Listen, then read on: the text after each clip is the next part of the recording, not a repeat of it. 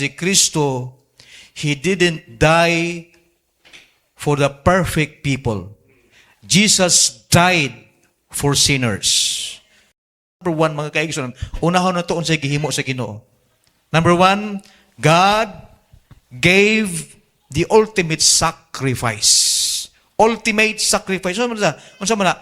Pinakadakong sakripisyo ang gibuhat sa Ginoo para nato. Ultimate, pinakataas, nga sacrifice. Tiya mo na ang gihatag niya nato, sacrifice. Nya kita, di ta muhatag og sacrifice balik sa Ginoo. Kay kining pagpangalagan sa Ginoo, hinumduman na to, serving God, it is not always easy.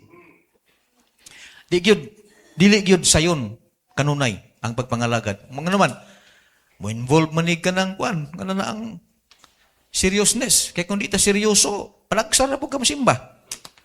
Hello, amen. Mura bitag, musimba ka, mag-agad sa imong gibati. Wala man ta mag-agad based on our feelings. When we serve the Lord, mga kaigsunan, dili ta mag-agad kung sa pagbati na to, mag-agad ta, mga kaigsunan, kaya nga naman ang pagpangalaga sa Ginoo is commanded by God. Usa ni sa atong responsibilidad bilang iyang mga anak, mga higala. Amen? God gave the ultimate sacrifice. God offered His greatest gift through sacrifice. Dili partial giving ang gihimo sa Ginoo. He gave all. Tanan iyang gihatag. He gave His time. He gave His energy. He gave His life. And lastly, He gave His blood on the Mount of Calvary. Nya matupngan na nato. Ultimate sacrifice ang gihimo sa Ginoo, ay makalabaw ana nga sakripisyo.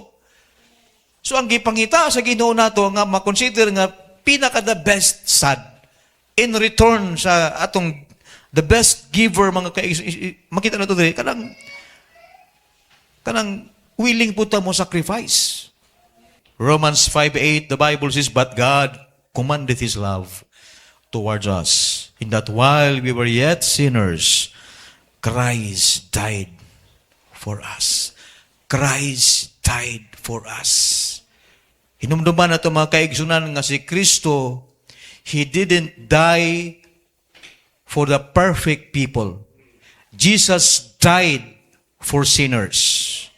Kanya kita sinners man ta. Sinners man tang tanan. Wa man gyud perfect na to. Sinners tang tanan. So tanan tagi pakamatyan. Ingon pa sa ubang mga grupo, mga kaigsunan, si Kristo nagpakamatay siya alang lamang sa mga pinili. Pili, Christ died for all. Amen?